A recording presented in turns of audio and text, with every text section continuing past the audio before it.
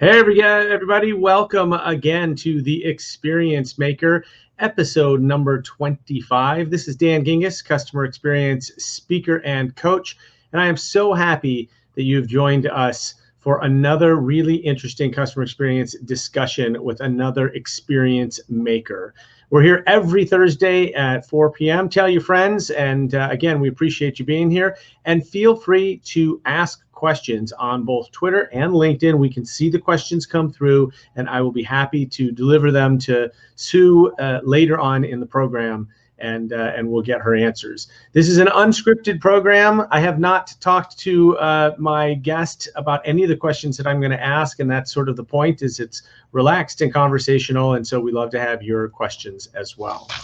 Without further ado, I want to introduce you to this week's guest. She is the Director of Marketing and Customer Experience for M4 Communications, and she also is the founder of the very popular CXchat on Twitter. That's hashtag CXchat. Sue Duris. Nice to meet you, Sue. Or nice to see you. Hey, how are you? We've met before. Nice to see you. Yeah, I think we actually met. Well, we met digitally. Like I meet most people. I think you do as well. But we saw each other at Adobe Summit a couple of years ago, if you recall We that. did, and we've also connected on CX Accelerator, I believe, Yes, as well. definitely. So CX Accelerator is an awesome group, a community group of CX professionals and influencers and leaders, and it is a fantastic group of people. Look it up at cxaccelerator.com. That's our friend Nate Brown. So Sue, tell us a little bit about you and your background. Well, absolutely. Well, starting way back, I wanted to be into finance. I wanted to do financial planning and analysis. Definitely not accounting. I am not a routine person at any stretch of the word. And I think that the planning, analysis, and forecasting really drove me to love metrics as much as I do. And as we all know, metrics is very important, not only in the customer experience world, but the business world. I find, though, sometimes people are so enamored with metrics that they make metrics the story, and really your North Star is your story, and the metrics help guide you to going from point A to point B and help improve. So after marketing, I moved into product development, product management, and into corporate marketing. And that's where I found my love of working with startups happened. And as many of us, what happened to many of us is the dot-com bubble burst in 2001. And I don't want to call it that I was a casualty. I was a survivor. But what happened was I founded my company kind of accidentally. I was out of work, and if a company didn't have work for me, I served as a connector with my connections, connecting a colleague to a company. And even though there wasn't anything for me at that particular time, they remembered. So when they did have something, they came to me. That's why I am such a big advocate of networking. And you don't network when, like, in a crisis that we're in now. You want to network before then, because you're developing relationships. You might not have something today or tomorrow, but it's all about connecting and helping each other. It's a great point, and it's a great customer experience point as well, right? Because the best thing is when other people are talking about us, or whenever, or we can get somebody else to say what we want to say, and that's really what you're doing when you're connecting somebody. Is you're saying, hey, this person's a great person. They may be too modest to say it, but I know it, and I'll tell you that. And I've seen it too. I mean, a couple of years ago for my birthday, I decided to help out one of my favorite charities called Charity Water, and they have this whole thing where you can give up your birthday to raise money. And I was absolutely amazed at some of the people in my connections that came out and donated $10, $25, $50, $100. Wow. And they weren't just my friends and family, which was kind of what I was expecting. It was just people within my network, and I was really touched by that. And I realized that took me something like that really crystallized for me how important a network is. And so I love that came around. You paid it forward, and then you got rewarded for that down the road. I want to get to your chat, but I want to ask you first. Your role right now is both customer experience and marketing, and I find that fascinating because I came from the marketing world as well till I fell in love with customer experience, and I think we all know that there's a lot of overlap there. But tell me a little bit about your perception for where does marketing fall in the customer experience world? Oh, I love that question. And I just wanted to take a step back that around 2012 is when I pivoted a little bit from marketing into customer experience. I saw that there was a lot of talk about what customer experience was and what it wasn't and how it was really helping customers. And interestingly enough, I don't know if you remember back in the 90s, the catchphrase solution selling. It was big in telecom. And when I was working in telecom, I dabbled in the acquisition, but the retention, loyalty, and advocacy of customers was always much more fascinating because after talking with these customers and doing the research, I really found that growth is when you're talking about growth, yeah, acquisition's important, but the growth happens in the loyalty advocacy piece and where the customer lifetime value metric is so important. So as far as marketing and CX, and it's interesting because it used to be that sales and marketing used to be battling each other for, who's right, who's not. Supremacy.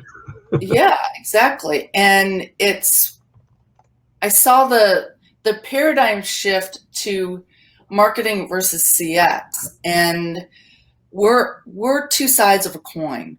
I believe marketing needs customer experience because a lot of times marketers we're so involved in that acquisition piece and getting that customer to convert and the whole awareness and driving down the buyer journey, that a lot of times marketers, depending on the culture, might not have access to the customer journey or the metrics or the other groups that are involved in driving that customer experience through advocacy. On the flip side of that, a lot of customer experience professionals that I chat with come from perhaps customer service, come from internal audit, that they don't understand necessarily what the brand's all about. And it's very important that you as a customer experience professional understand what the brand is, what the brand promise is, so that you can help each other, or let me back up, help align all these teams towards, okay, we're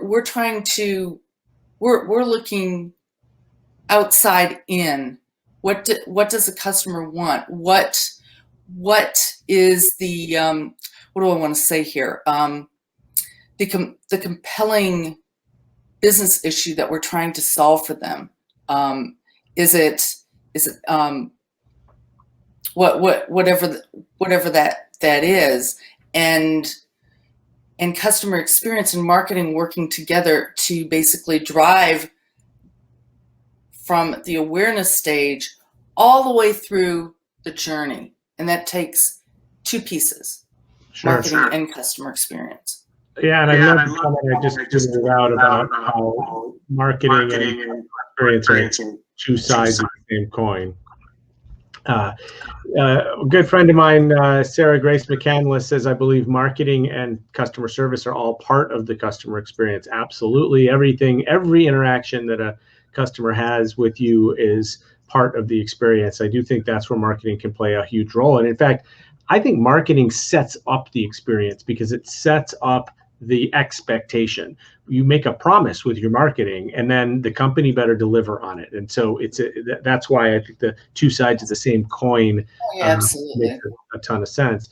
And we also got another comment from Onia. Thank you so much for watching. Charity Water sure knows how to market their initiatives. Yeah, they are amazing marketers and one of the best nonprofits that I've ever seen in terms of marketing. And they do it in a way that is, and customer experience, by the way. I think their donor experience is so cool because when you donate money, you see exactly where your money's going, like literally on a map, and where they're building wells and who they're helping, which people are they helping, and pictures and videos and stuff. And it's really an amazing organization. Well, that's So, interesting that you had mentioned about donor experience. I found over the past couple of years that it's not, customer experience isn't just in the for-profit world. sure. It's bleeding into nonprofit, government government agencies as well. And when you talk about donor experience, it's so important because donors, they forget donors drive businesses, and they're the nonprofit's customer. So that experience is so key because, you know, I get hit up multiple times a day for, can you donate to this? Can you donate to that? But it's almost like an email that they're sending me an email, but they're really not explaining to me how what they're doing is resonating for me and how I can become passionate for them. Yeah, it's like anything else that, you have to stand out in the crowd, and there Right. are so many different charities that want our money, and it's really difficult to stand out. So, yes, I think donor experience is important. I think I've been doing some client work on patient experience in hospitals and dental offices, therapists' offices, et cetera, even veterinary offices where you have two patients, you have the furry one and the human one. That's And I true. think the patient experience is so important and has a lot of the same elements of customer experience with some added Exactly. complexities of privacy, and I think the emotion that goes around along with our health and how close we are to that. But yeah, absolutely. When we say customer experience or CX, I think that can take on lots of different meanings for different types of organizations, for sure. So Sue, you run a very successful Twitter chat on. You have to remind me exactly when it is, but I know that it is hashtag CXchat. Will you tell us a little bit about it, please? Sure. CXchat is really a forum to talk about customer experience and employee experience, and I look at it as you're learning, you're engaging, and you're helping your fellow customer experience professionals.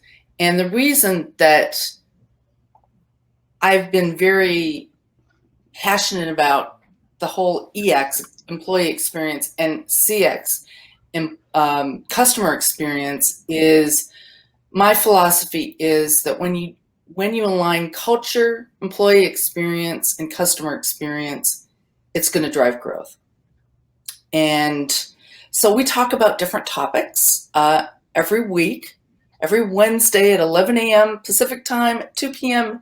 Eastern time, and 7 p.m. British summertime, which is GMT. We talk about a myriad of different topics. For instance, yesterday we talked about culture and how does culture impact CX, and how does CX impact culture. And we we normally have 7 questions, and sometimes we'll have a guest come in and chat, and it's all about engaging with each other, learning from each other.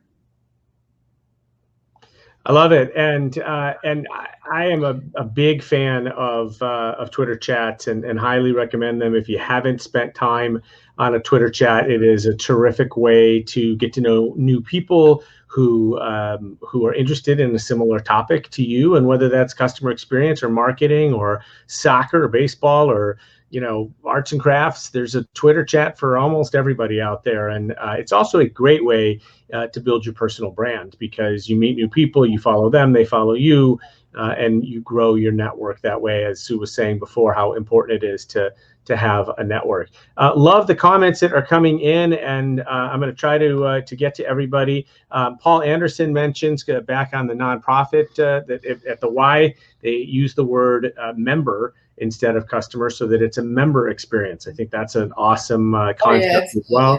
And I've heard certainly of some of religious institutions, churches, and synagogues also using the same thing, that you become a member, and that there's something very tight about membership and belonging to a community, and I do think that's a big part of the experience as well. Our buddy Chris Strub, thanks for joining. Chris says, sounds like a great community, and then he did it so I didn't have to do it. He listed Thanks, Chris. I appreciate that. So Wednesdays at 2 Eastern, 11 Pacific. And then Jeff McMurdy asks, how do you get true CX when companies are so silo-centered? I'm going to hand that to you, but I may have a thing or two to say about that as well, Sue. Well, silo-centered, as we know, comes from culture. And if I'm coming into an organization, and I work with a number of organizations, the first thing that I'm doing is I'm talking to the C-suite, and I'm not talking to the C-suite with the same cookie cutter approach, because the CFO has an agenda, the CTO has an agenda, the CEO, the CMO has an agenda, and it's all about treating them as potential customers or potential clients, and learning about them, finding out what their pains are, what motivates them, and what resonates with them. And once you find that, then I think when they see that you get them and what you're saying is resonating, they're gonna let the guard down, let the crusty whatever melt. So they're trusting you, and it's all about customer trust. And when you get that, and when they can champion, then we can talk about CX vision. And once we get to that CX vision, that's where the fun part for me is. I love to talk with the different teams and help them align together. And once you get that alignment, the silo walls are going to come down. When people understand what is the mission, and I think a lot of times that when companies are strategizing and putting mission and vision and even values together, that they don't look to the employee. That's why I always say that this is a triangle. Growth is a triangle. It starts with culture, then EX, employee experience, and then customer experience. Because there's been so many metrics and data points proving that if you have a good employee experience, that's going to lead to engaged employees. And when that happens, they're going to go the extra mile for you. And customers are pretty smart cookies. They see that. They can tell, they can pick up the little cues whether this employee likes working there. And when they can tell that, they actually see genuine care, the customer is going to care for them. So all these different pieces come together, but ultimately it's all about trust. Do they trust you? Do they trust what you're saying? Do they trust that you're there to help them? And that doesn't only apply to someone like myself who's an external person, a consultant. It also applies to if you're a CX person, a CX practitioner in a company. And even if the company decides, okay, tomorrow I want to have customer experience, which I've seen a lot of people do. I mean, you need to understand the purpose on why you want to have customer experience, but it's all about getting to that internal customer, and that internal customer is the C-suite who drives CX, the CX vision down and across, but the employee also drives CX up the organization. And I think a lot of times we forget that it's the employee and management that are working together to drive this lovely beast called customer experience. Yeah, I love that too. And I definitely agree that culture is where it starts, and leadership is that if you don't have the C-suite's buy-in, it's going to be awfully difficult to find the resources or the money. And so Absolutely. starting there is really important that we get that buy-in.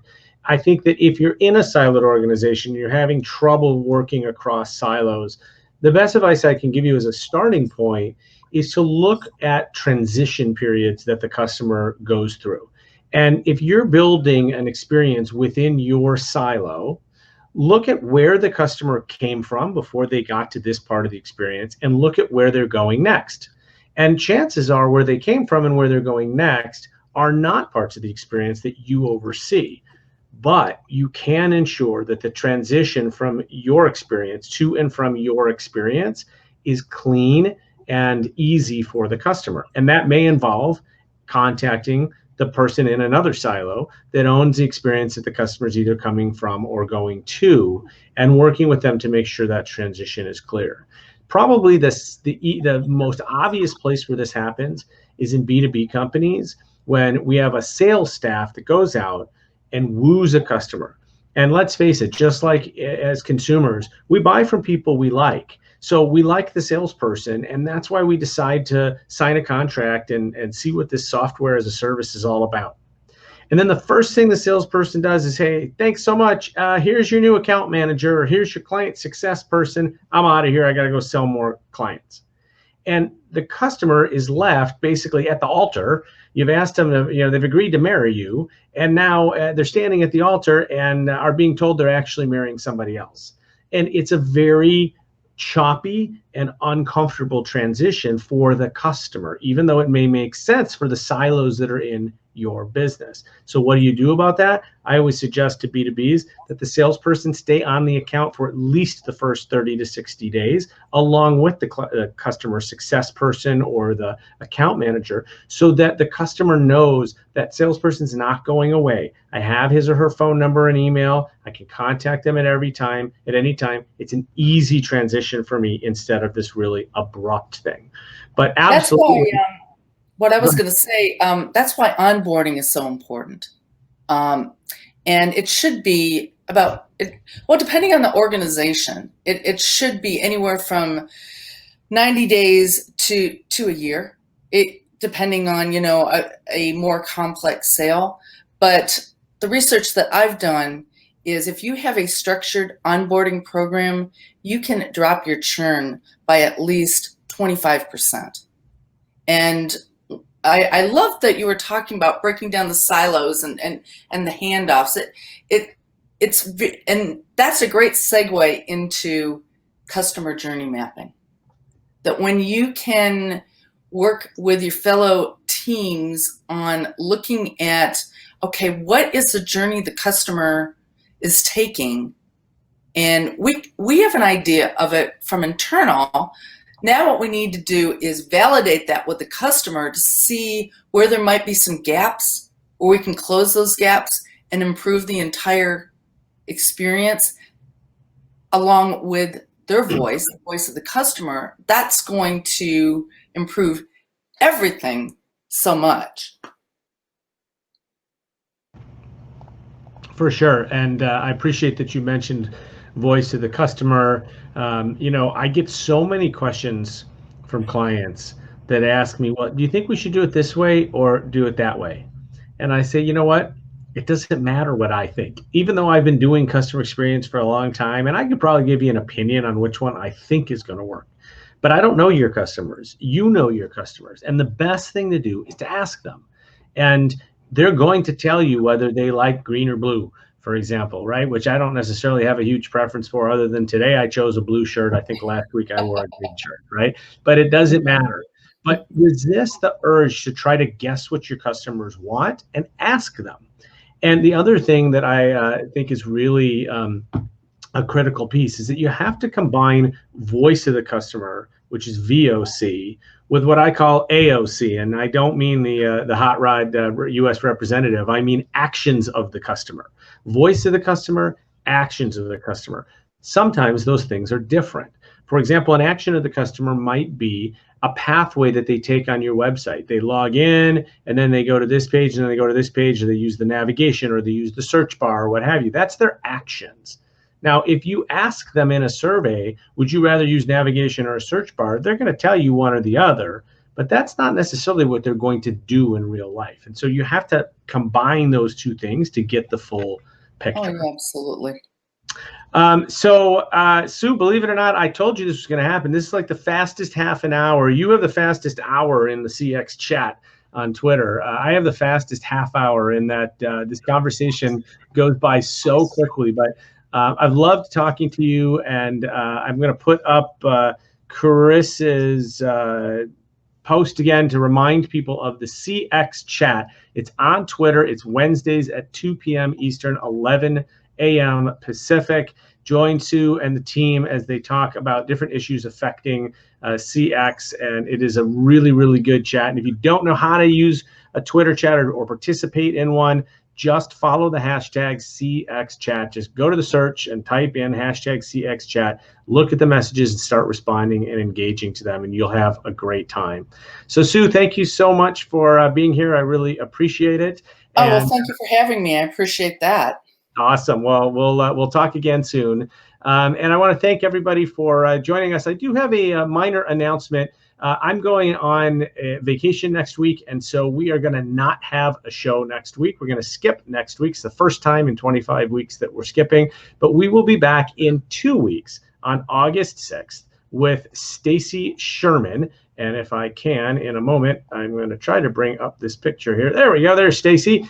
August 6th, Stacy is the Director of Customer Experience and Employee Engagement at Schindler Elevator Corporation, and also a founding member of the Forbes Communications Council. So I used to work at Verizon, very interesting person. And again, we will talk another CX maker in 2 weeks. So please join us on August 6th in 2 weeks, not next week.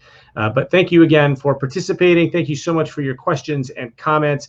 I'm Dan Gingiss, customer experience speaker and coach. I'm at dangingiss.com or on Twitter at dgingiss. And we'll see you in 2 weeks on The Experience Maker. Have a great weekend.